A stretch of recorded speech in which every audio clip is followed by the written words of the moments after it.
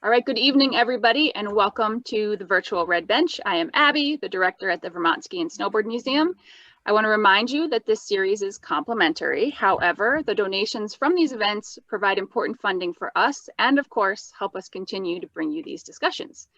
If you're relatively new to following us, we are a nonprofit, so if you have the means to support this series financially, we hope you will, and thank you to those of you that already have. Darn Tough Socks has been so generous this year that we've been able to raffle off a couple pairs of socks at each event. Your donation is your raffle ticket. A $10 donation gets you one entry, $20 two entries, $30 three entries, and so on. You get the gist. I will draw the winners tomorrow to give you plenty of time to make those donations tonight. When I'm done talking, I will throw that link into the chat. The link is also in the reminder emails you would have received. If you have already donated, you are already included in that raffle. And if you really want to go all in on your financial support of the museum, I would suggest becoming a member. Membership starts at $60 a year and comes with a slew of benefits, including our membership benefit book, with approximately $1,000 in savings. Memberships at the $100 level or higher also receive free admission to over 1,000 museums across the country. Discount and admission information can be found on our website, as well as additional benefits, and I hope you consider joining the museum. We had planned to host this discussion this time last year, and we had planned to open a new graphics exhibit last December. We had to put those plans on hold, but we're here now. The saying, good things come to those who wait, comes to mind. Hosting this virtually means we're able to add some talented artists to our panel that otherwise wouldn't be able to join us in person. Last spring, we also launched our community art project with the intention of including that art in the exhibit. We've already received some wonderful artwork from people of all ages, and I'd like to officially relaunch, or rather remind you that the project is still live. You can visit our website to download templates for a pair of skis or a snowboard and create those designs with whatever medium you'd like. Good, bad, we don't care the level of talent.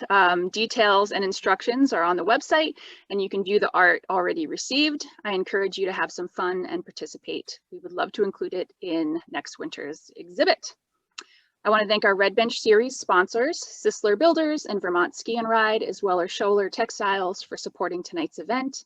Our moderator tonight is Dave Schmidt. Dave is a photographer, the former VP of Global Sales for Burton, and a board member here at VTSSM. He has put together this incredibly talented panel tonight, and I'll let him introduce each of them. If you have questions for the panel, please type those into the Q&A box. We'll get to as many of those at the end as we can. And with that said, I hand this off to you, Dave. Abby, do you want to mention the auction you've got coming up? Oh, yes. Thank you. So we have an auction coming up. Can't believe I forgot that. It's like all I'm working on right now. So we have, if you've been following us, you know we did an auction last fall. This one's a little bit different, same platform. It's going to be online, but it's all vintage and memorabilia items that have been donated to us for this purpose. So old skis, old trinkets, old brochures, pins, stickers, boots, clothing, posters, and on and on and on. That goes live on April 5th, and I am building it now, putting it all together, and I'm hoping that by the middle of next week I can make that live so people can start taking a sneak peek and picking out the stuff they want to bid on. But that will be a fundraising opportunity for us. So if you're interested, check it out. And if you don't already follow us on social media, do so. Sign up for our newsletter so you can stay kind of on top of all those happenings. Thanks. All right. Back to, let's get this thing rolling. My name is Dave Schmidt. As she mentioned, I am the unqualified moderator of this group. I am the least talented graphic artist I know. But I try and make up for that with a camera. But somehow I got roped into this. Fortunately, I know many of you and many of the graphic artists here because I've had the pleasure of either working with you or meeting you or hanging out with you or whatever. We're incredibly pleased to add some people that I don't know to this panel, which was a nice addition and an opportunity to get to know some fresh faces in the crew. We're going to start with some simple introductions by everybody, and I'm going to, I'll call your name, and when I call your name, you've got a couple minutes to just kind of give a quick background and who you're working with, who you're working for, what you do, and let you guys take it from there, and then we'll get into questions. I'm going to go down the list as we have it on the website bio. So Stephanie, you're up first. All right. Well, thanks for having us tonight, Abby and Dave. Yeah, my name is Steph Nitsch. I'm the founder and creative director of Pallas Snowboards, a women's snowboard and splitboard brand out of Salt Lake City, Utah. And yeah, we started in 2013, really aiming to fill this niche void of like high performance women's snowboard and splitboard gear.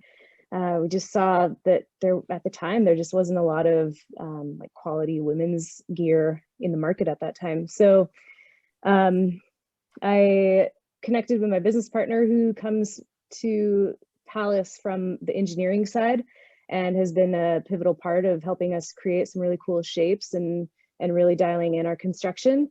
But I come to Pallas from more of the creative background and the marketing background.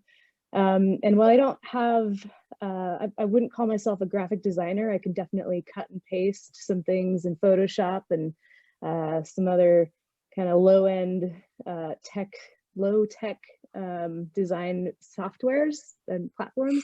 I come to Pallas from more of like a freelance writing and creative writing background.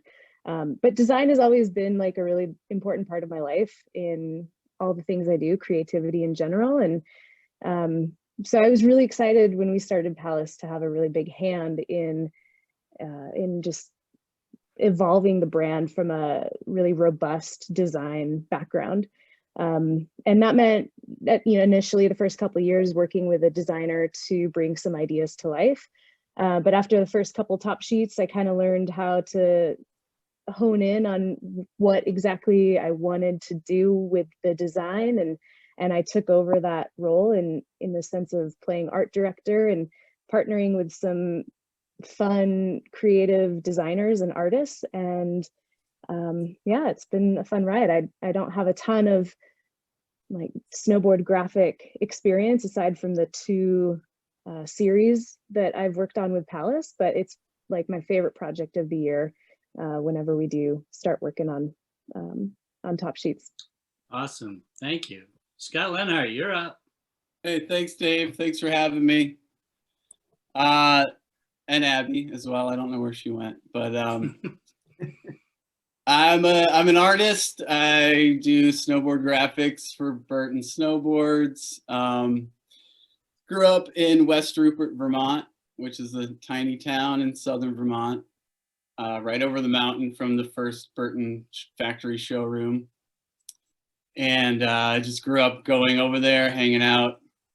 Grew up snowboarding, skiing, and got sponsored by Burton when I was a senior in high school, 94, and was sponsored for a couple of years, which allowed me to sort of weasel my way and meet people and plant the seeds for what I really wanted to do, which was the art stuff. And then I went to the Maine College of Art, Parsons in New York, did a semester in Italy.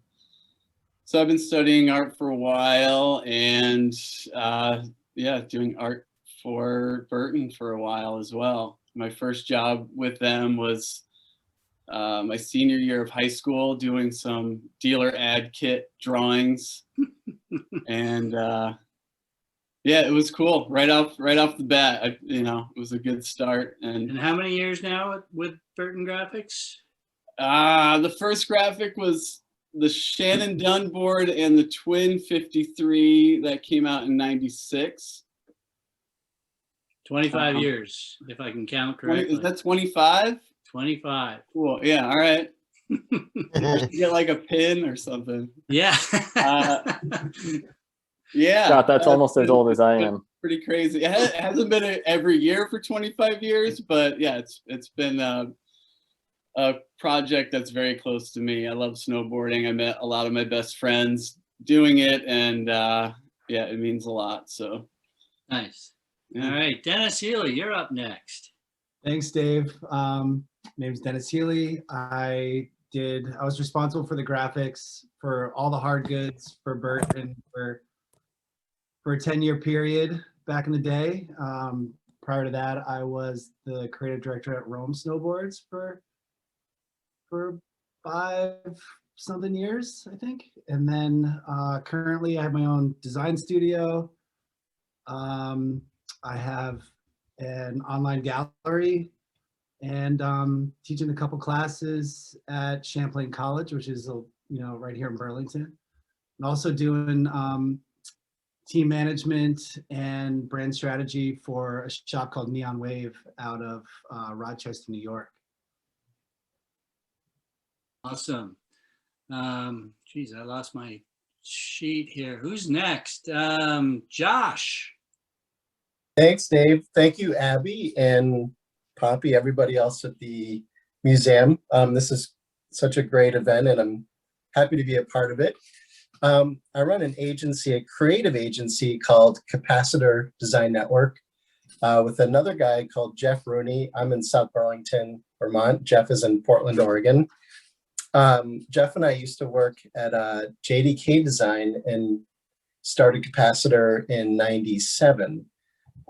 We've done a variety. It's funny, the original motivation for starting Capacitor was actually more work in the music industry, but we've done a fair amount and continue to do of outdoor related. And so let's see, I think it's since 2012, we've done the free ski graphics for Nordica skis.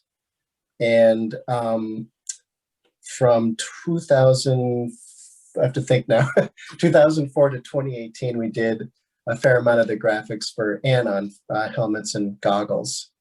And there's been a couple other things sprinkled in there. We do a fair amount of freelance for Burton. Yeah, so that's kind of in a nutshell. All right, good nutshell. Lauren, your turn. Hi, thank you, Dave and Abby. I'm really pumped to be included on this venerated panel of creative humans.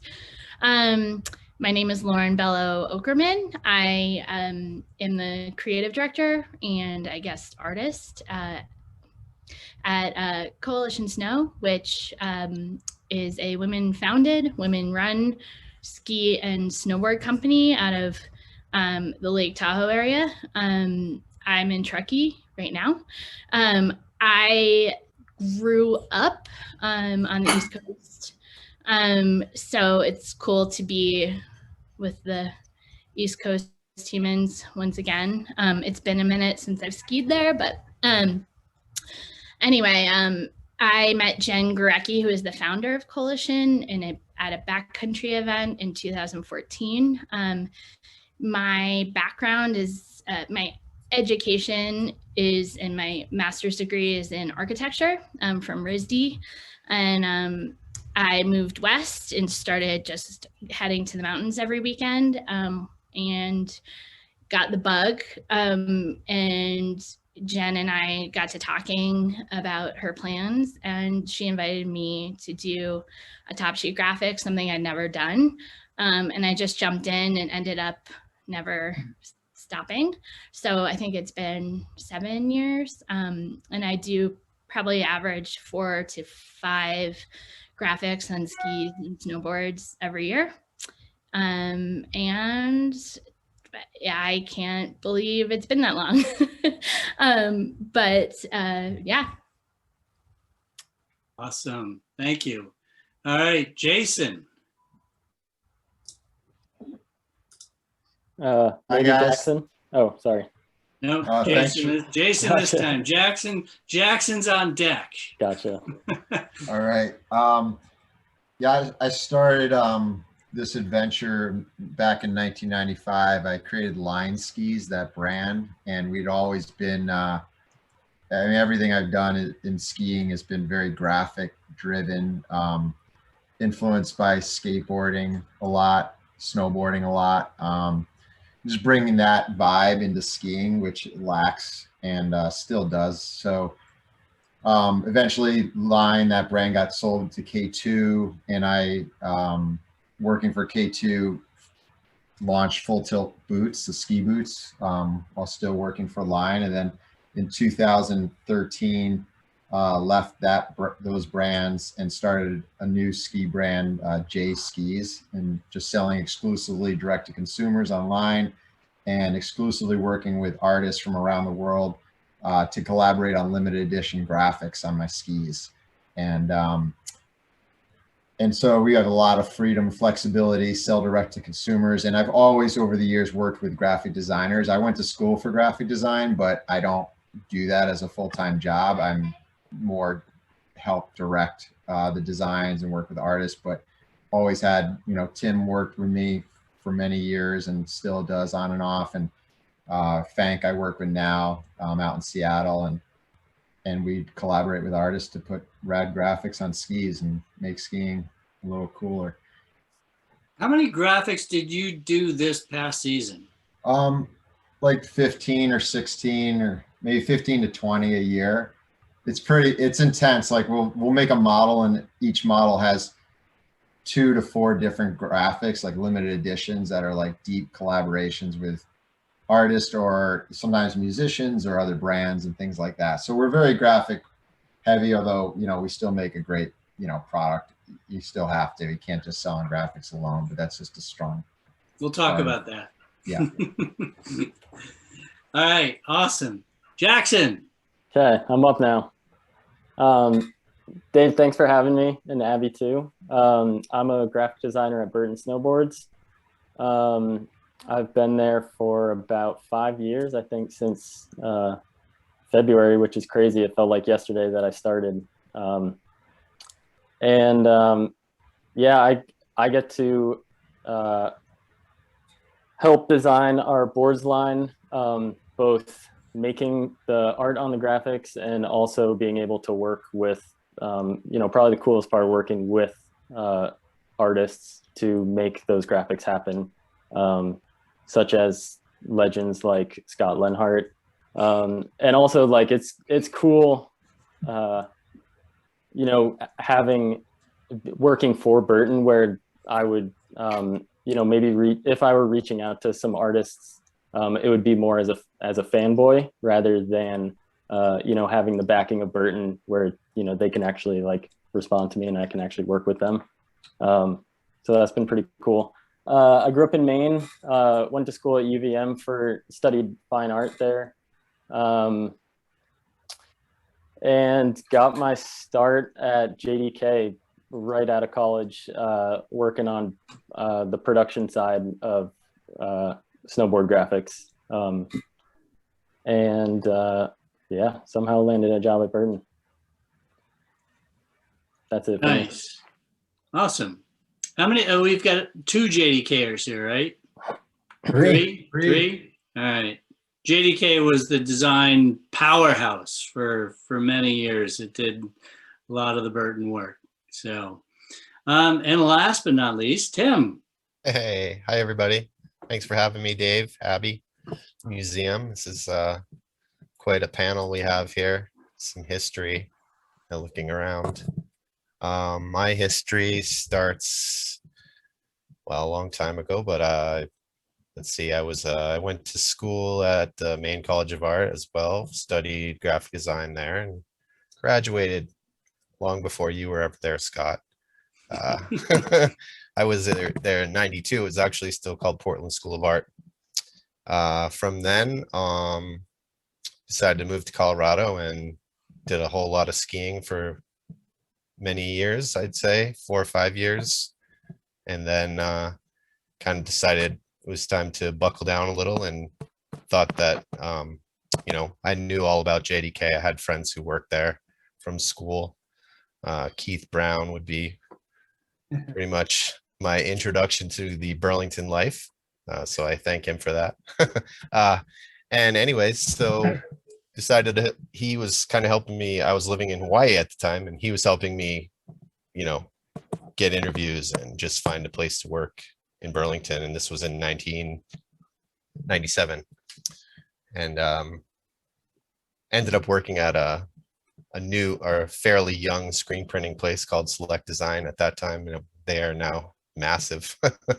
Worked there for about 2 years, then started a small design studio with Keith Brown, and that's how I was introduced to Jason. He sort of found us. I think we sent him a postcard or something when he had first moved to Burlington with Carhu for line, and just started doing small little projects with line, and then turned into doing that, all of their, you know, ski boards and skis and catalogs, and then ended up moving my position. I just went in-house with Jason, and I was there until it was sold to K2. I did a year on contract with them, and then went out on my own and picked up Atomic, whom I've been with now for, I don't know, since 2006 or 7 maybe. Done countless graphics for Atomic, Line, Forefront as well. I just finished 21, 22 for them. Finished 22, 23 for Atomic. It's pretty interesting. I think we all work 2 or 3 years into the future. I think that's probably one of the coolest things that we deal with on a daily basis. But I've worked with artists all over the world. I, you know, went from doing the illustrations on the line skis way back when to, you know, getting a little bit of budget and hiring people like Scott, which was pretty cool. That was one of the first probably artists that I ended up working with for line skis. And then yeah, just back then it was a lot harder to find people, as you don't have the, you know, the internet. You can just find people pretty instantly now. Back then it was like you find a magazine and you're like, oh, this guy has a cool style, and you try to figure out how to get in touch with him and put his artwork on a ski. So yeah, I guess that's pretty much it in a nutshell. I wish I knew how many graphics I've done. I have to figure out if I can do a count. It's quite a few. Don't try it right now though. Okay, good. Yeah. You'll be distracted. Awesome. So I've heard the word collaboration a lot in these intros, and I think that's probably a good place to start the conversation, because a lot of this it's a collaborative effort between either a creative director and the graphic designer, or the graphic designer and an artist. And, you know, I don't know, I'm gonna pick Jay to talk about that first, because he's been doing a ton of them recently. And how do you select the artists? Where do you find, you know, how do you pick the direction to begin with and then find the artist? I mean, what's the process? What we do, because we do a dozen or more a year, we're always looking at like 20 to 30 that we're, you know, each year we'll come up with, but we'll only use a fraction of that. So we kind of have this ongoing tally, and during the season, if we find something, usually like on social media, we'll find them, or Fank, who does all my graphics right now, he just knows artists. I mean, all these guys, or any designer is fans of many artists, follow many artists. And then we look at them, we say, what would that art looks really cool. That would be cool on a ski. Which ski would it go with, and what would we want different about it? Or sometimes we will literally pay them to use it as is, and we're just shifting it a little bit. Other times we'll say, hey, we love this art style, but we want a little bit of a different content in this style on this ski, and we'll actually mock up kind of a sketch layout that they would then follow. And obviously once they apply their creativity, it's going to look far better than we originally came up with. And then sometimes we'll get it back and we'll tweak it from there. But it's really just an awareness and a searching for art. Art's everywhere, you know. And sometimes I'll see something on a t-shirt and I'll just like figure it out who did it.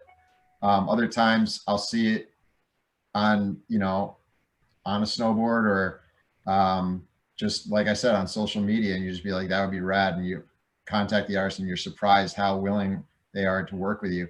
And even like some are fine artists that are selling their stuff for, you know, a piece of work for $10,000, but they happen to be a skier in Switzerland and they're like, that would be so cool to get this piece of art on a ski, that like, go for it. I don't even care. Like, let's just make it happen. It's got like, make sure I'll get a couple pair of skis and, you know, send me $1,000 and I'll be so proud to see it on a real pair of skis. So it all depends. Steph, you're not the designer yourself, so you're doing some collaboration with artists. So what's your take on it? Yeah, I would say I kind of start off similar to Jay, where I'm just looking around the internet for inspiration, and I do definitely love following artists on Instagram, but when I'm really in the mode of finding the next direction for our top sheets, I go to Behance and just start browsing and seeing what gets me stoked. I don't necessarily have like a theme lined up when I'm ready to go. I go the traditional kind of creative route of putting together a mood board and all the ideas that are floating around my head. And I usually have like a couple of very incongruent ideas, usually like trying to combine two different ideas to make them sync together, which adds like a really fun challenge to an already challenging process of getting graphics to fit on an awkwardly sized canvas. But I definitely look for inspiration for artists outside of the ski and snowboard industry. I find that there's generally a lot of repetition with artists pulling from the same inspiration of the mountains, which are beautiful sources of inspiration. But you know, my desire is really to push like the visual, I don't know, direction, I guess, of our graphics, and that does mean looking at ideas and inspiration outside of like our traditional day-to-day environment. And then, yeah, I have a graphic designer that I work with that we all then collaborate with any artist that we actually select to either do art based on a commission, or to Jay's style, contacting an artist who's already done some work, see if we can negotiate an art license for a season or two, and like kind of modularly fit these elements into what our theme is for the season. And we're also limited too by budget, as like just a tiny snowboard company. So my goal is to create a pretty cohesive range of designs across a whole series of boards for that year. So just trying to maximize as much from the artwork that we can afford. And then what results is like a super, I don't know, a matchy line of snowboards. Scott, as the artist on the other side of the fence, you know, do the creative directors basically give you the outline of what they're looking for, or how much freedom are you given to just kind of come up with crazy stuff? It's sort of been all over the place. You know, there's been times where I've shown them what I've been up to lately and whatever, doodles, sketches, paintings, and we'll maybe go from there. But if I'm working with an art director, it's mostly like they give me sort of an outline of what they're looking for. I remember one year I did boards. They were the Omen boards that were Craig Kelly's. It's actually the last boards that he designed. And I feel like it was Leo Listy who was my art director on that. But I got like a comic strip, and there was one panel, and in the background was this tree branch that sort of looked like chrome. And he was like, see that branch? Like that. So then I take that. That's awesome. Do some sketches. And that's fun. I love it when they're just like, do this thing. And then, you know, but then the other part, which is also really fun, is working with a writer. Then it's sort of up to the two of us to come up with something. and the art director will sort of be the middleman, keeping us going and making sure we hit deadlines. And that has a lot more freedom to it, you know. Yeah. And sometimes the rider will have like a really distinct thing that they want, or vice versa. So Tim, I'm kind of slowly moving up the way I've got people on my screen here, but you work with two very different companies. I mean, you've worked with Jay and you work with Atomic. Yes. And I would have to think it's like two different universes that you got to think in. It is, absolutely. It's definitely, I guess sometimes we call it sort of a no graphic. That's pretty kind of what, you know, a lot of work for Atomic is, you know. Previously, early on, it was, you know, not like that. It was more graphic based, and then they, you know, slowly came out of that as the industry did, but they go way further away from the graphic than anyone did. So it was kind of like color blocking and yeah, just no content, very, very safe. So yeah, it's always fun to work with Jay or Line or Forefront, where, you know, it's way more art based and you get to collaborate with artists, or you know, the whole creative process is definitely more fun. I do enjoy the process with Atomic because it's a challenge, I guess.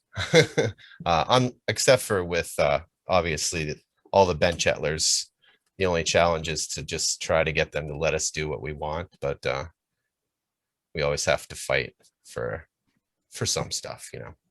But yeah, very different. It actually helps because I don't feel like working for both companies, I'm pretty transparent, so they know what's going on, and there's never been any issue with an overlap between any of the brands, which is I feel pretty good about that. No one gets angry or upset. There's no Michaela Schifrin signature ski? No, not that I would work on. I don't do any race graphics, actually. Basically do for them the free ride stuff and the backcountry stuff, and yeah, same women's side as well. At one point I was doing boots, helmets, goggles, like I did everything for them except for race. But yeah, they've been pretty good to me for the last 12 years, I guess. Yeah.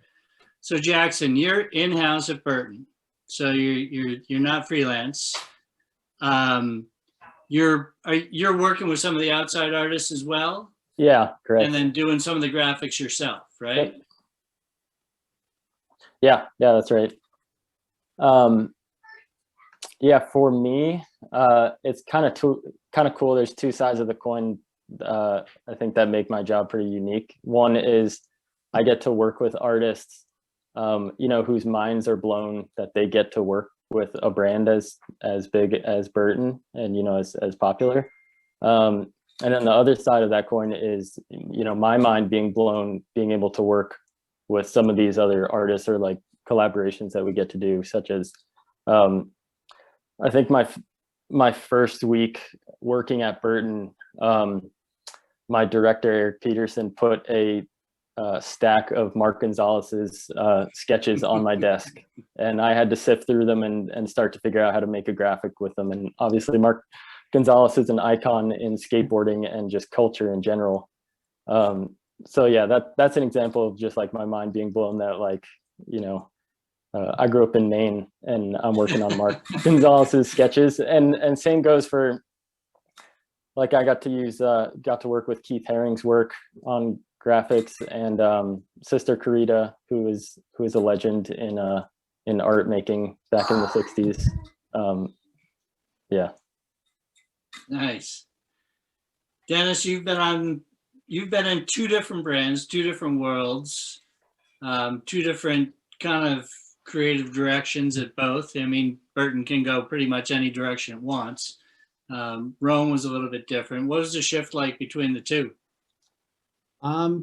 It was pretty organic, really. I mean, there was a lot of freedom in both places, you know, like some of the first stuff we did for Rome was was very, you know, brand focused, but we basically could do whatever we wanted. You know, there wasn't much, it was a young company. So we, you know, we had a lot of freedom, and that was great, you know, and a lot of trust within, you know, the 5 of us at that time.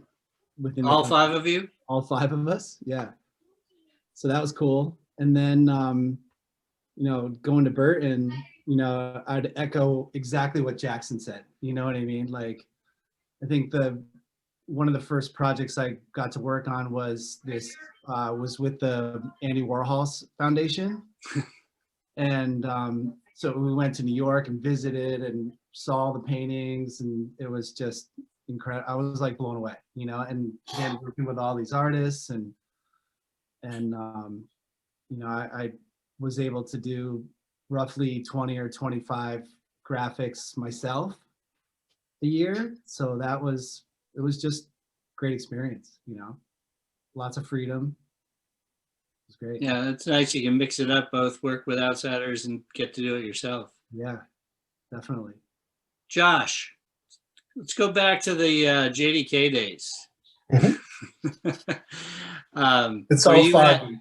Because you had, I mean, there were a lot of voices in the room though back in those days, right? You know, you had Michael, you had Vance, Vance, and you know, the Burton team. How did you kind of make sense of it all and please all the bosses? That's a great question. There was definitely a lot of voices, and I think to Michael Jagger's credit and David Kemp, they really divided up the company into teams, and as the teams just became more of a, I guess, a cohesive unit. And for example, the team that was, so Burton eventually got broken up into, it used to be just one team called Horse, and then I think it eventually got broken up into a number of different design teams. And it really came down to the relationship of the team leader, the design director, and someone at Burton. It really came down to, I think, those 2 people specifically. And then it just trickled out from there. That was just from my observation. And it was interesting to kind of see it change with personnel changes on both sides at Burton and JDK. And it was just a wild time because, as you know, Dave, firsthand, snowboarding at that time, when I was there from 95 to 97, was just going through the roof. And to be just a part of that process was crazy. Because it was just literally trying to figure stuff out, you know, on the fly in the moment. And a quick funny story. I don't remember anything, Josh. So, you know. Well, a quick funny story. This is actually a freelance project. So I started Capacitor in 97, and we were working on an event called the Abominable Snow Jam in Mount Hood, which used to happen in July. And the task at hand was to make some custom trophies for 1st, 2nd, and 3rd place.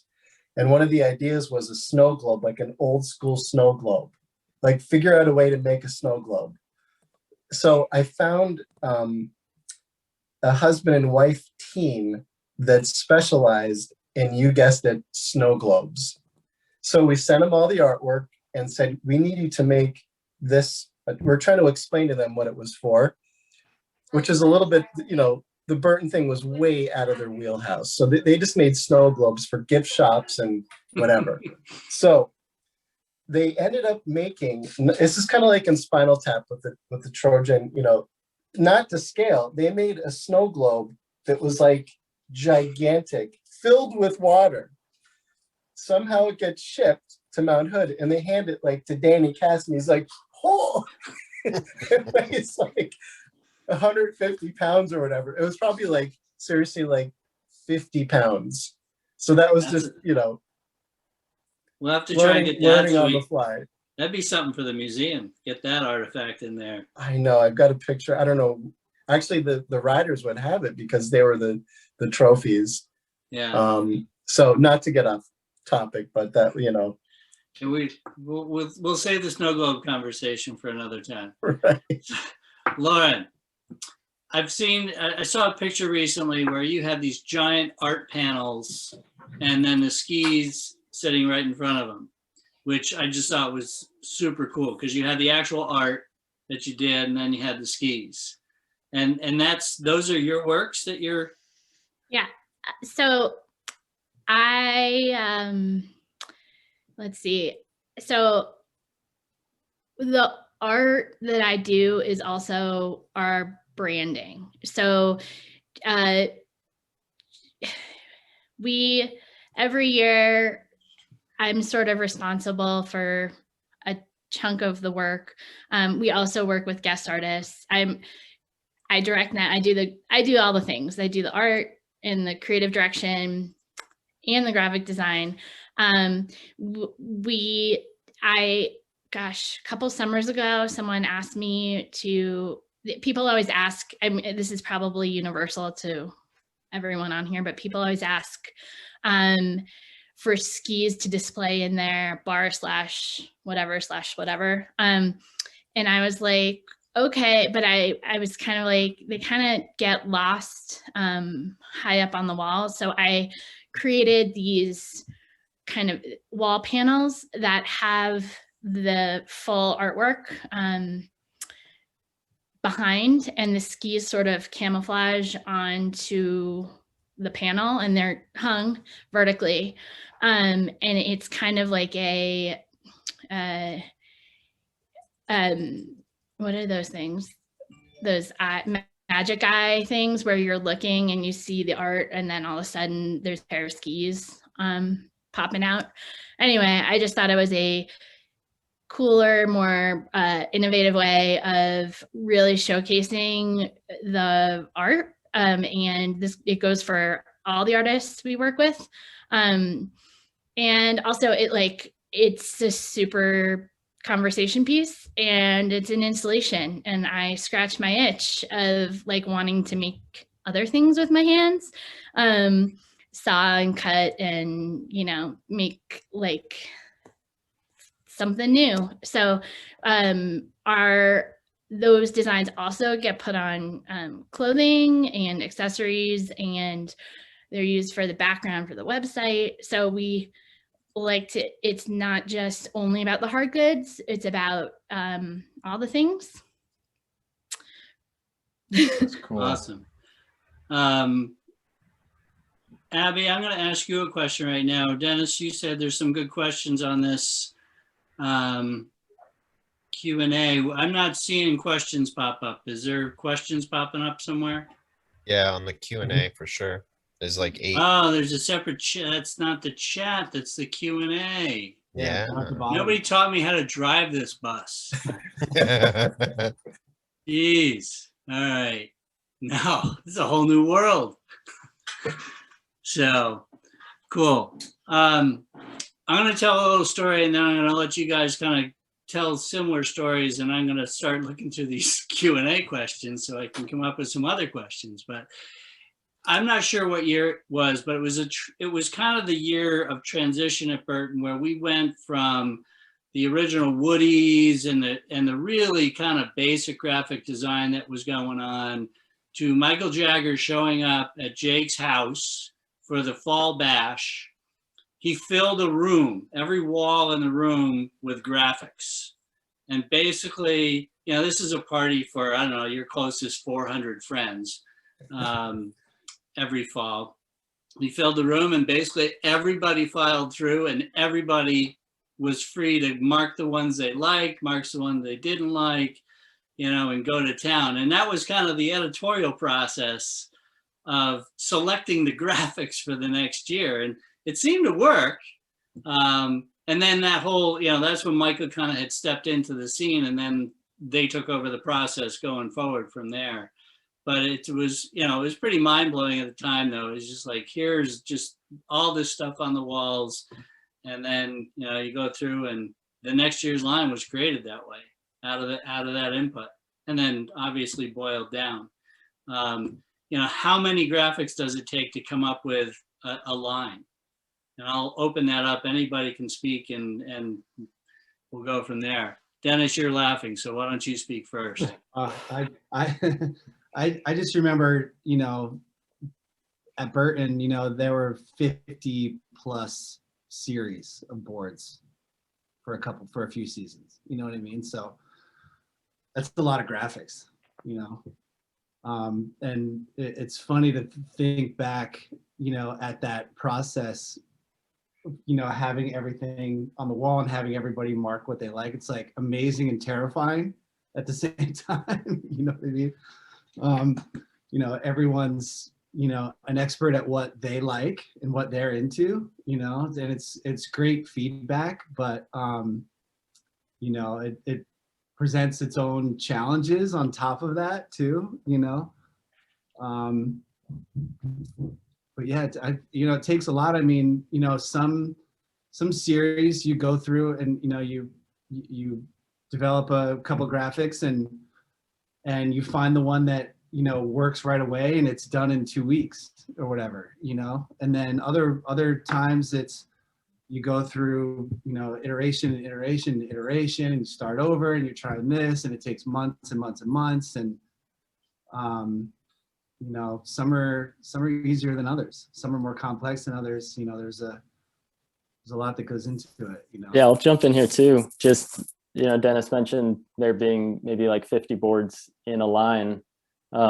Nowadays it's probably closer to like 30. And, you know, that can obviously vary. But if you think about each individual model, you know, if there's 30 boards, 30 models in a line, each individual model, you know, sometimes can get up to 10 or more graphics made before you get to the final graphic. And that's not just like versions of a graphic. You know, we've gone through exercises where we design 100 graphics at the beginning of the season and then try to figure out where they work. Or like, you know, you start with a model, you do 5 completely different concepts, share that out to get some approval. Maybe something doesn't hit, you make 5 more. And that's for one model, and now multiply that times 30.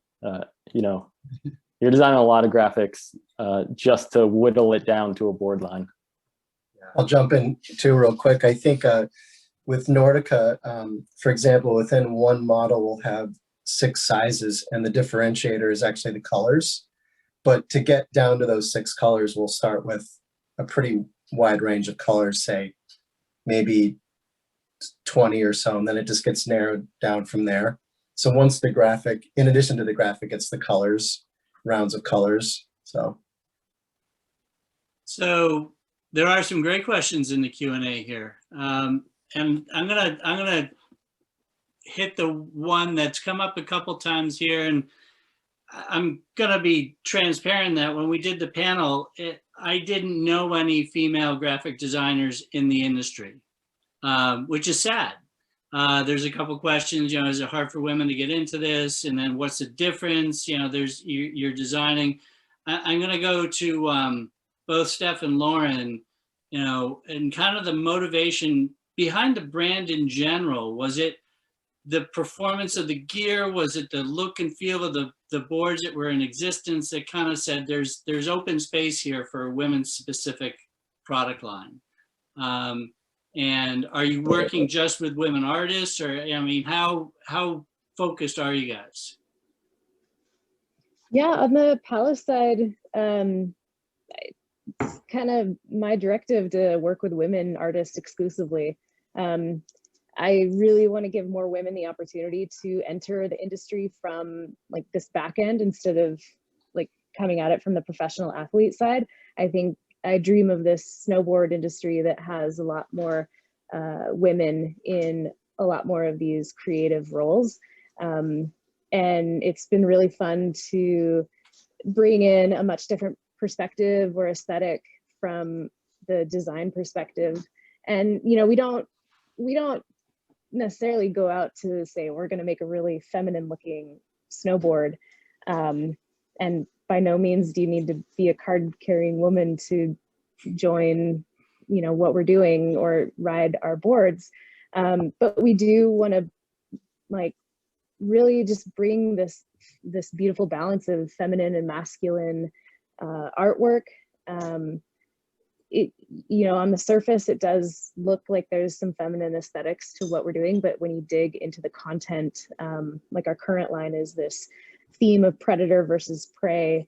And so there's like rattlesnakes and scorpions and octopus and just some really fun content behind what we're doing.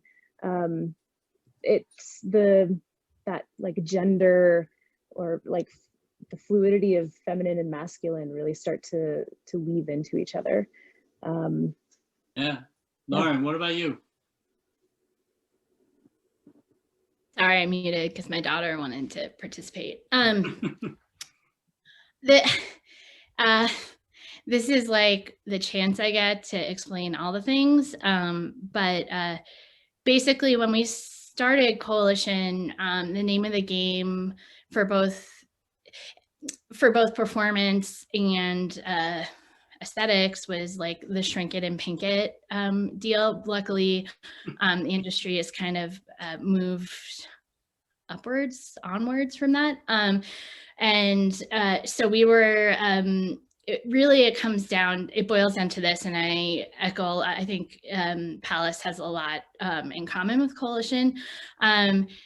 We're making hard goods from our perspective, and what I said before is true. I wear a lot of hats. The CEO wears a lot more hats, but we're also our target demographic.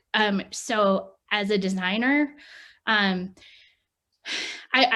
also designed skis, like the actual skis. We sell gear that we want to ride on. Not what somebody else has decided, not what a focus group has decided on, not what some athletes have told some middle people who told the top people who told some middle people who told some other people to make.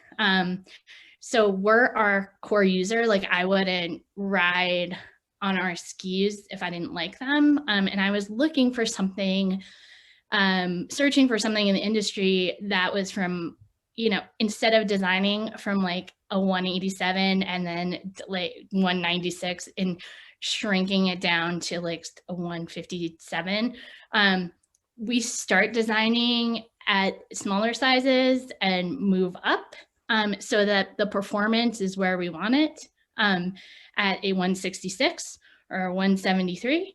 And for graphics, I make what I want to see. What comes from my brain.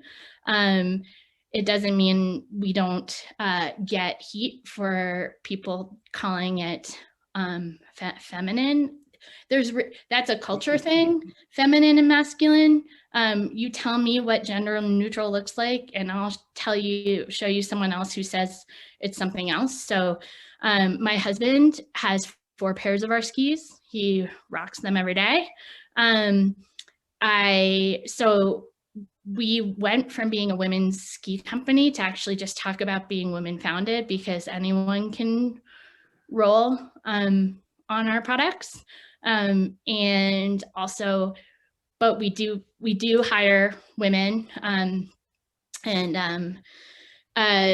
we focus on highlighting all those humans who don't have a ton of representation in the executive parts of the industry. That's another kind of missing link in things. You can always hire women athletes, but where you have real impact is actually hiring humans who are in charge of making the decision. So we're 100% from the top to the bottom, women run.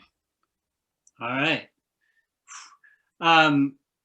Well, only 1 or 2 can respond, but there's one of the questions in here: when one of the guys has to do a graphics for a women's board, or a pair of skis, what's the, and Scott, you've done Shannon Dunn graphics. I know that, back in the day, but what's the process for making sure that you hit the mark doing a graphic for a women's line if you're doing it from a male perspective? Ask them. Yeah, I think it's the same all around the board. I mean, when Shannon, like, that was my first board, I was freaking out and was a fan of hers. I actually met her hiking the half pipe at Stratton after the US Open one year, and I had painted Perry Farrell of Jane's Addiction on my board. And she like stopped me. She's like, "Oh, that's a really cool painting." I'm like, "Thanks." And then I think it was a year or two later, my friend Shem has a tattoo of this woman on his shoulder, and she saw that and was like, who did that? Like, oh, that kid, like, I want him to do my graphic. I did the Face series years ago with Victoria Jalous, and same thing. I mean, yeah, I don't, there's no difference. Like, Yeah. Victoria is such a ripper. My God. Yeah. And I remember going over ideas with her. She was on the chairlift. Just like, she was probably the craziest rider I've ever worked with. Like, that conversation, she gave me everything. And I hung up the phone and I was just like, I think she wants me to like solve all of the world's problems. In a graphic. And then, yeah, you know. Yeah. We're all still here, so I guess I did a good job. You know, panelists, there's a couple questions in the queue that are directed specifically at individuals, and you can actually go in and type an answer. So there's one for Jay, there's one for, there's a couple in here. Scott had a question, someone had one for Jackson in here. So if you get a chance, because I don't know if we're gonna get to all of these, but there are some good questions here. You know, talking about a couple years in the future, because I know, you know, next year's lines are wrapped up almost now or soon to be now. If they, well, actually, no, let's see. Next year's lines are wrapped up because they're going out and selling them right now. So you're working on the graphics for the year after next, and probably starting to put line plans together for the year after that. You know, what's making sure you're in tune. I know you're in a lot of cases you're setting trends, but at the same time you don't want to miss on something either. So how do you kind of keep everything going in line? Scott, you got your hand up. It's just, like, you don't want to repeat or like do something that other people are doing at the same time. It's tricky. Has that ever happened to any of you where you've come out with a graphic then somebody else has almost got the super similar thing? That always happens. Everybody, yeah. Everybody's shaking their heads. Yeah. It's impossible to kind of like not fall in line with trends sometimes, because we're all part of culture, and whether we know it or not, we're all feeding off of that. And it kind of happens instinctually, not necessarily like trying to rip anybody off, but just like culture kind of flows, and everyone's along for the ride. Let's talk about bottom graphics, because that's a question in the queue. You know, how much are you thinking about the base graphic when you're doing the top graphic? Oh man, the base is almost as important, if not more. I think about it a lot because watching videos or seeing content like in photographs, like you rarely see the top of the snowboard or the top of the skis. It's all about the base that is really getting captured in content. And then you start designing for like Olympic gear, let's say, for certain boards. Yeah. It's huge, you know. Yeah, that's where the visuals branding on comes camera. in. Sure. You know, Lauren, you mentioned it. You touched on it. That you know, sometimes you get feedback, you know, or a response or a reaction to something, and that, to me, anytime you get a reaction to something, it's a good thing. Whether it's a positive reaction or a negative reaction, getting a reaction is you know, people are paying attention.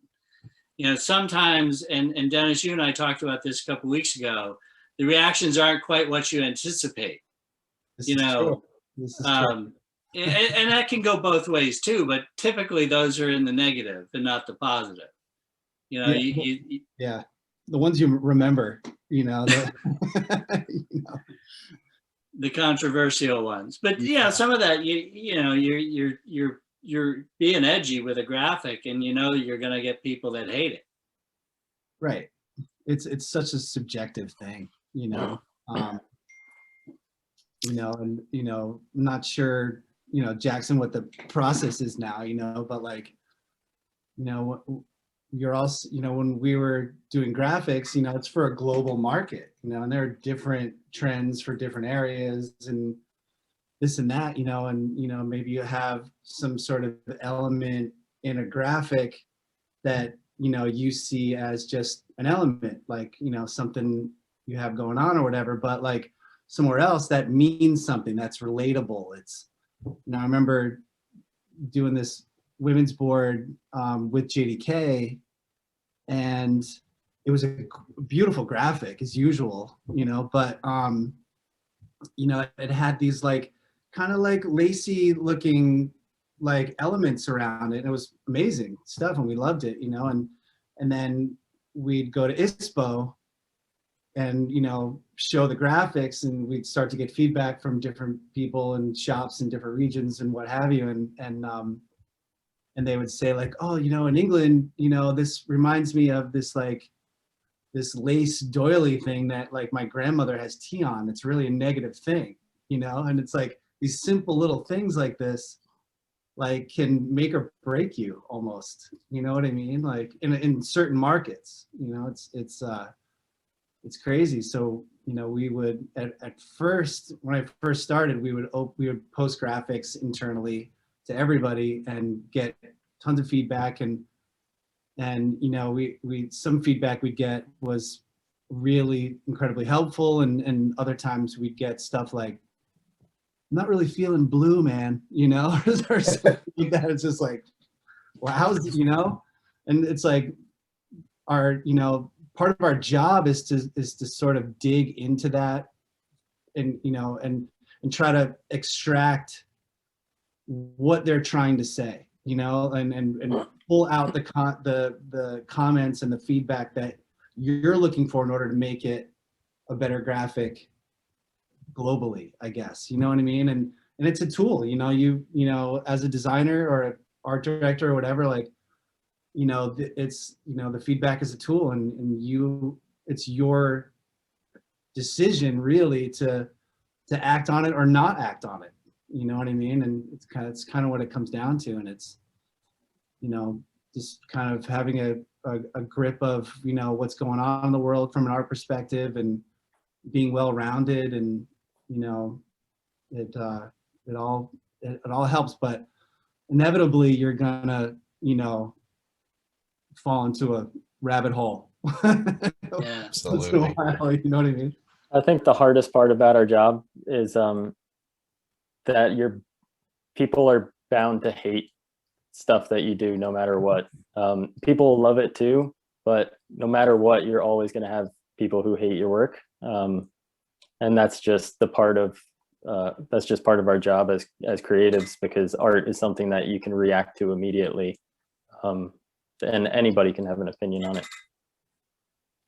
I think Jay has changed the game in getting feedback, and because he obviously is direct to consumer, and working with him, we will actually sort of send stuff out onto Instagram, and he does it all the time. Like, you like this one, you like that one. Like, it's very not it's not what you would find probably at Burton, because it would be like you're giving away too much for next season, or, you know, just it's really cool to get that direct feedback. And then, like Dennis said, you either use it or you don't, you know, it's your call. But Jason, talk about that a little bit, because you're doing like 4 graphics for one model of ski during the season, limited editions. You just, I mean, the old way of doing it is you like look at your screen and make a decision. Yeah. Then people start asking each other, and they thought they were smart because they asked the guy sitting next to them what they thought. But like the reality is, like, you can hit 80,000 people, you know, with an Instagram story, like, which graphic do you like better? And you'll get a 70-30, and it's kind of a no-brainer. Like, if you want to sell it, you're going to want people to like how it looks. And they're telling you if they like it or not, because more like this one and less like this. It doesn't matter if 30% love the one. Like, the 30%, although they matter, their opinion, and I'm sure they like the graphic, it's kind of a no-brainer if you internally like both and think both will fit, you go with the 70% one. I mean, it's that simple. And then you can just make adjustments off that. I'll literally have a conversation with the designer, at 3 o'clock. He sends back an AB at 3:20, and at 4 o'clock I have an answer. And then we go back, and then now we're going to go with colors. And it's like, you're not really giving away the world, because of like your 100,000 followers, like only a couple thousand really are that involved. Okay. And they're all still stoked that the next year when it all comes out. And it's the same. There's some killer questions. I'd love to just bang through these at some point, but like one person said, how do the guys here decide what's fitting for the women?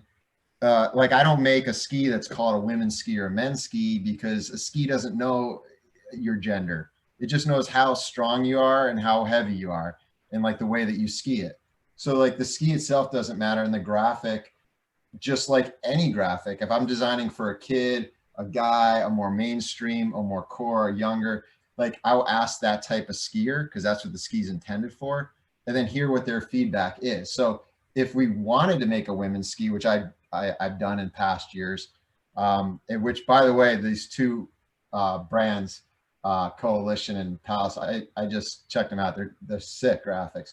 But if you want to make great graphics that women like, then ask women and ignore what the guys say, right? Like it's, and for me, I just ask everyone, because I'm just selling to humans, and whether they're a guy or girl, I make sure I ask as many of them as possible and get feedback and go with it, For me specifically with Atomic, they have a women's product manager that I work directly with, and it's a completely separate process. I mean, we work together with the men's team as well, but it's directly, it's women's focus groups, and feedback from riders and consumers and dealers. I mean, it's but it's different, because it feels like more internal still than say with what Jay and I, where we if you get 100 DMs too, they're gonna tell you. There's an awesome question by Trent Williams here. I got to answer this. So he says, for someone who doesn't have industry contacts, what's the best step to take beyond creating art that can get an artist noticed? And so Trent, I would say email or DM the brand and ask info at, or any general email, say, who do I contact in your company that's responsible for creating, the graphics? And we all the time, I personally get it. We get it from customer service, and that eventually filters into our kind of pot of submissions. And I did like 2 different ones this year, 2 graphics that were just random person. Hey, my brother-in-law is an awesome watercolor painter. I'd love for you to check it out.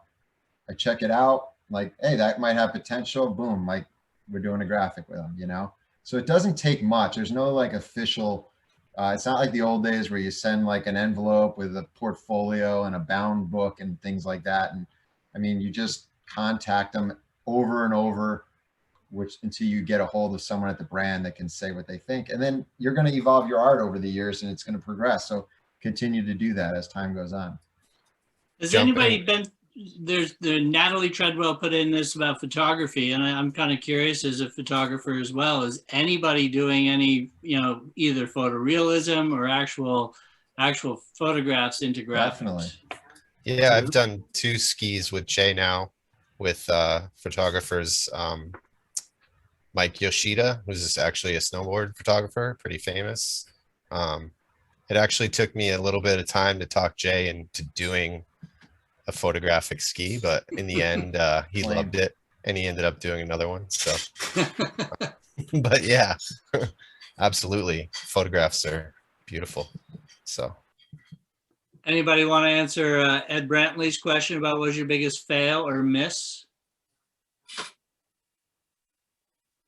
Biggest fail. You also Any said graphics that you thought was just going to kill it, and they just didn't move? Ooh, stump the panel. No one wants to admit. I mean, I've done that. It's just like someone here said, there's always someone that'll love it and always someone that'll hate it. So we sold them, but didn't sell as many as we thought. You know, it was a bright, really wild style graphic. And honestly, every 3 years, it kind of evolves. So you can't really get further out than that, because it was all about being dark and now it's about being bright and poppy a bit more. So another thing which Lauren mentioned earlier, you kind of never put anything out that you don't like either. So you kind of have to own it, whether people like it or they don't. You pretty much can guarantee that you like it if you put it out there. That's a number one rule of graphic designers: never show anything you don't like, because that's what they pick. So, although I did have an experience in before I stepped in as the creative director and the art director for our graphics, I was working with a designer who had years of ski graphic experience, and I, in my kind of naive growth of becoming a creative director, I was leaning into him a lot for industry experience and feedback, and I knew that I wanted to have this kind of like earthy tone to like the kind of the background color of our boards, and what we came out with was like, it wasn't that good. And I saw a question in here about merchandising and how you account for that, and I realized when, like, as a whole, when we put the boards up as a full line, you could see that kind of earthy tone and get the gist of it. But on its own, the boards kind of, they didn't look very good. Fortunately, that was like before we really were selling a significant amount of boards. It was like still when we were hand building every single board that came out of our shop, which is like 20 boards a year. But that was a learning curve, and that was the last year I worked with a designer in them taking the art director lead, because I was like, this isn't what I wanted, and we were so far into the amount of revisions that I just couldn't like afford to push these designs anymore, and I just had to kind of give in and go with it, and just, you know, to Tim's point, like, believe in it and believe that it'll work, but in the not so back of my mind, I wasn't happy with those graphics. So I was at Burton, I was a sales manager, and there were two channels of development in the graphics world. There was the pro writer side of the equation and the sales side of the equation. And they kind of developed along a parallel track. And the pros always usually had the lead on us, but we would get them kind of more towards the end of the process. And the sales guys could sit in a room and say, that's not going to sell.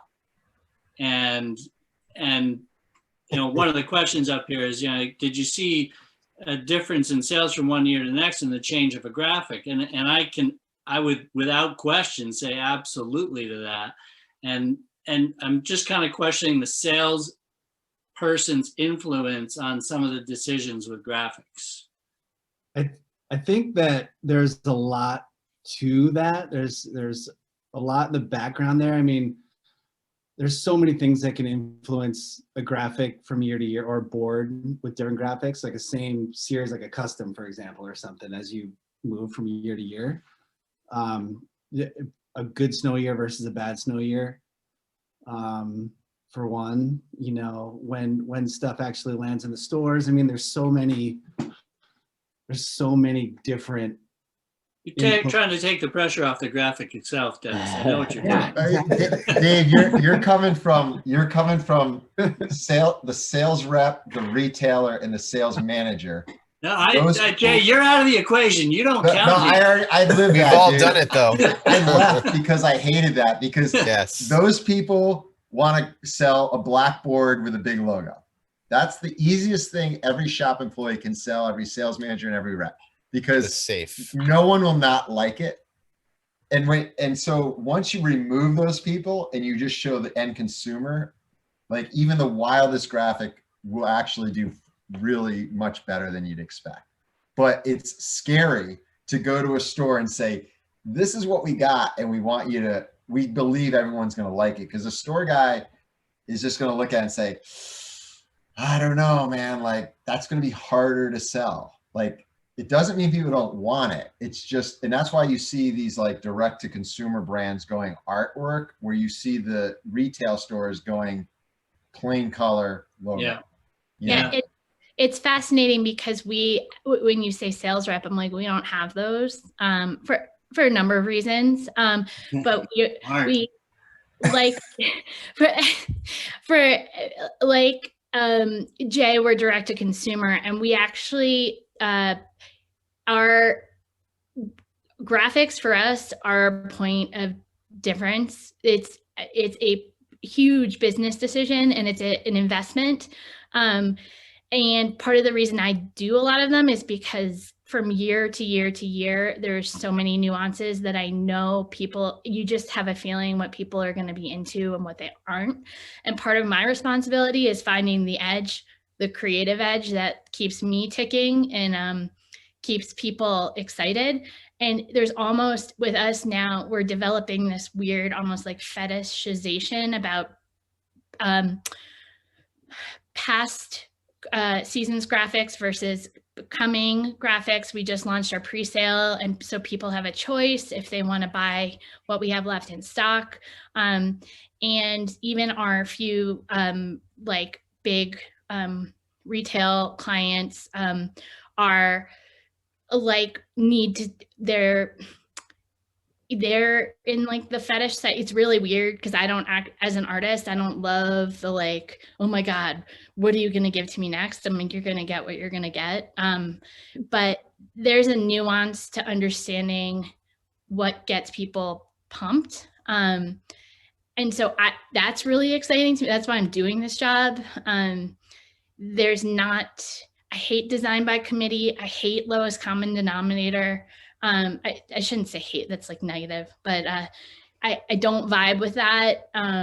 I like taking chances. I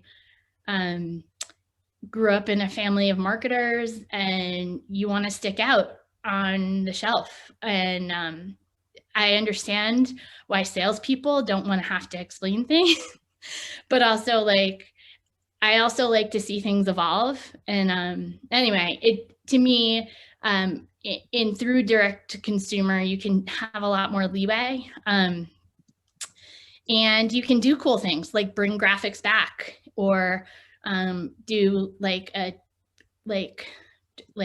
mini capsule drop, just like, you know, Jay, this is like your whole Jay, this is your whole business model, but it's a lot of fun.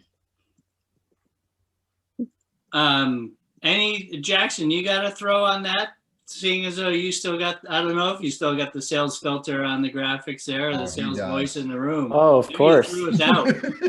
No, of course I do. Yeah. I mean, there's so many, like Dennis is saying, there's so many factors that influence a graphic.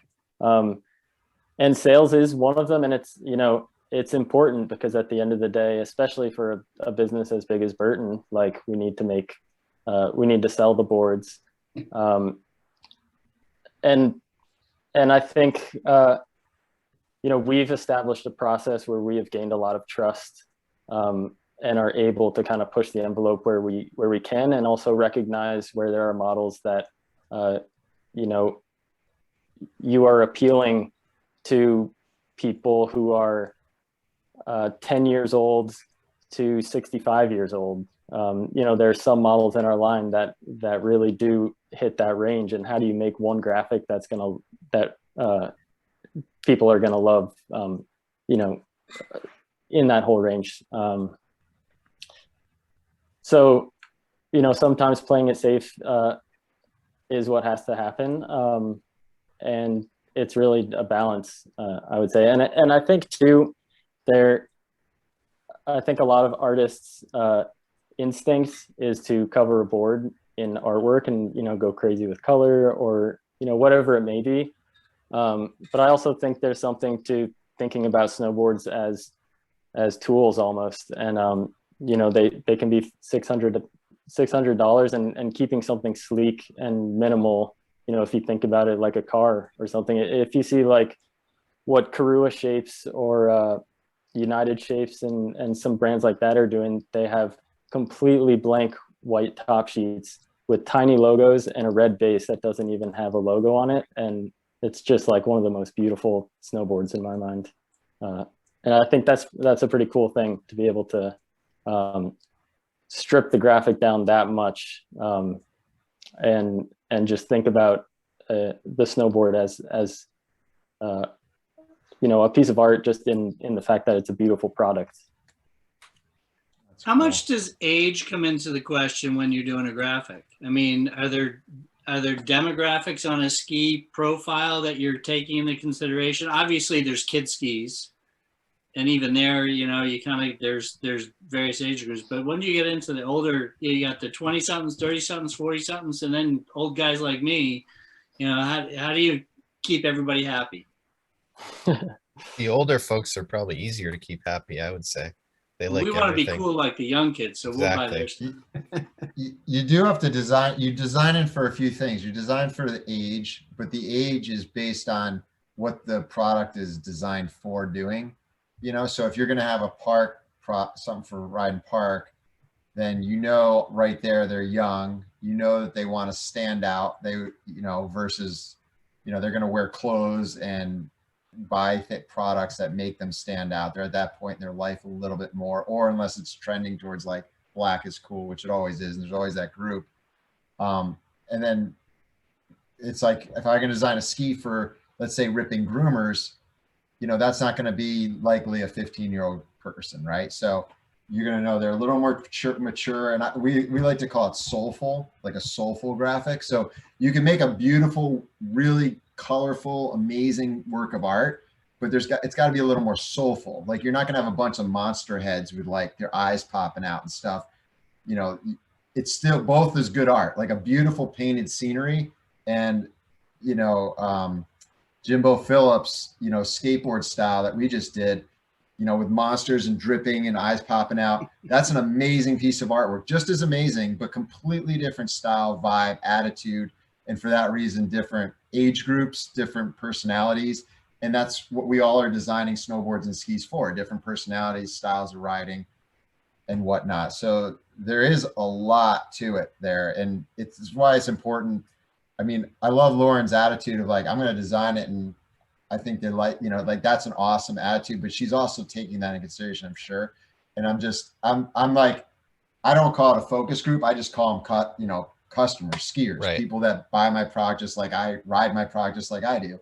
And if they're the right person for it, then I should definitely ask them, do you like it? You know, I don't need a focus group that's like an official 20-person team that every year is the same people. I want my focus group to be as close to my customers as possible. That's why I literally ask my customers. But it's a little hard sometimes to get on social media and know who's answering the question. So the other thing we've done is SurveyMonkey will send an email out, and the first question is, what's your age and what type of skiing do you do? So is it powder, all mountain, park, some sort of differentiator?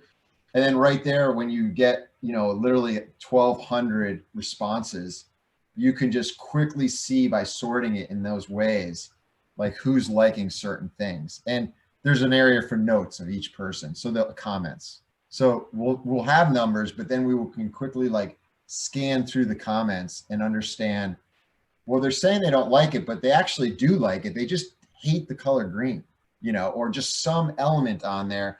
And that's where you have to use your filters and of experience to know that like, they will love this graphic. They just don't like this element in the graphic. So let's try it again without that element or with a different color.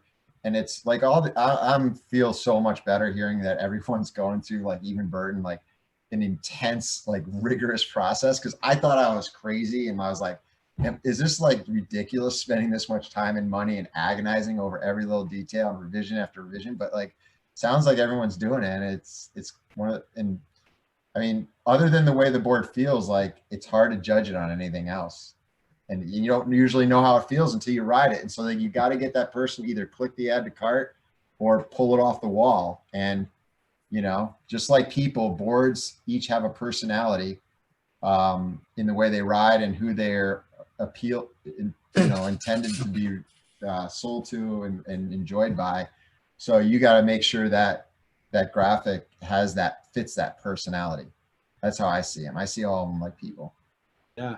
We used to joke, we'd get a top sheet in, we'd stand on it and be like, oh, this graphic's gonna ride so good. And it's like, it's not the graphic, but there's a subconscious sort of connection when you're looking down, at your nose, like, going through powder or whatever you're doing, through the air or whatever, and you're looking down and you're psyched on what you're looking at, like, you're just more stoked, you know what I mean? You're just like so much more fired up, like there's definitely a subconscious like connection there. It's cool.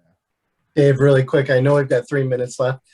I just think it's really important. I was just thinking to acknowledge the production end of this process, because it never ceases to amaze me what they can pull off in a very short period of time, because we can come up with any idea, but they have to figure out actually how to get it onto the board. So shout to Leo and Ed. Yes.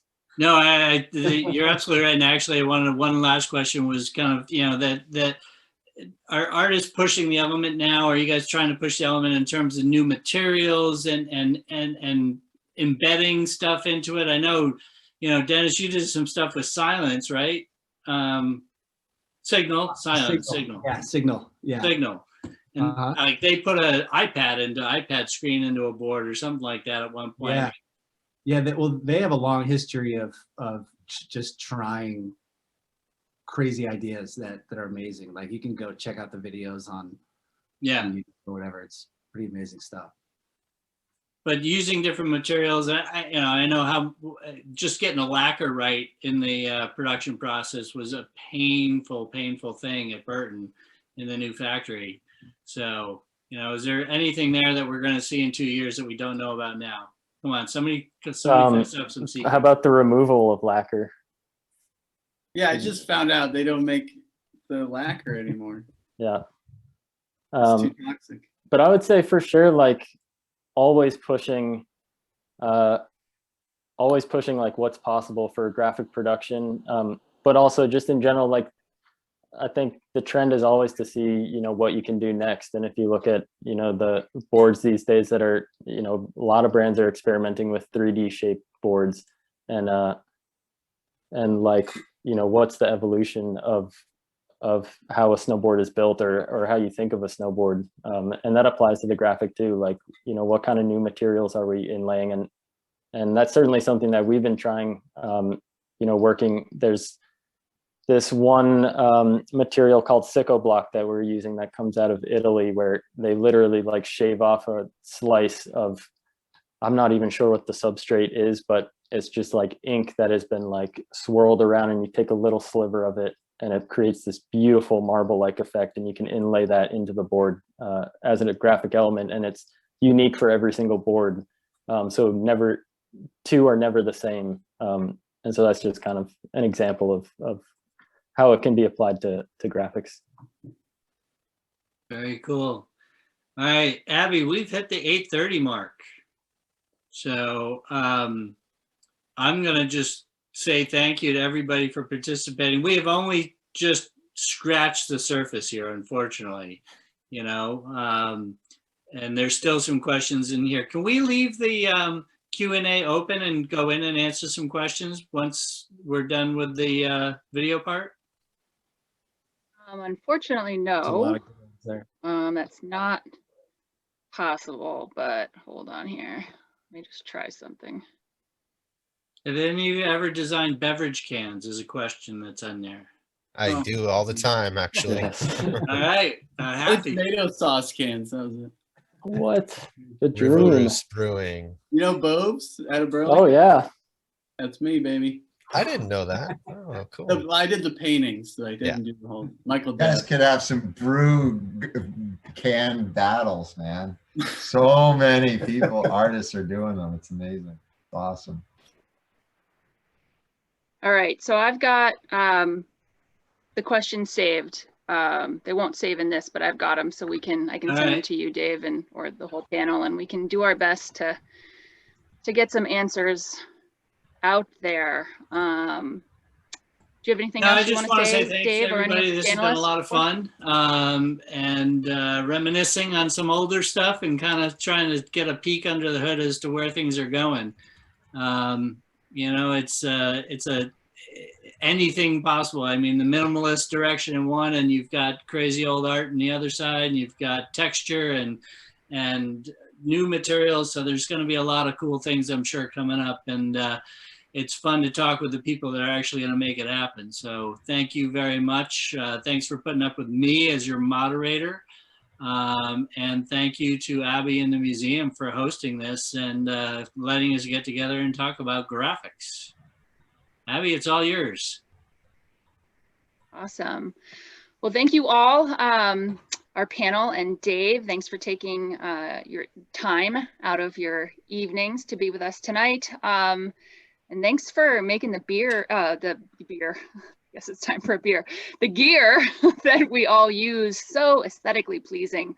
I'd be lying if, you know, I said graphics didn't play a role in my purchasing decisions. They absolutely do. And I want to thank the audience for joining us tonight. I hope you enjoyed this as much as I did. I invite you again to participate in our community art project. You can find that over on our website. And don't forget that your donation, if you're able to do so, put your name in the hat for a pair of darn tough socks.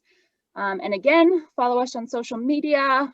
We've got a couple more Red Bench events for this season coming up, and already some great ideas. You want to tell them where the next link year is for the floating around. donation? Yeah, so the link is in the chat if you get that real soon before I end this, and it's also in your reminder emails that come from me, or if you go to our website to the event page, you will find it listed under under these events. Under vtssm.org. Yes. Make a song out of that. So So a jingle. yeah. Got an organ. And what's that? Oh, go ahead. Sorry.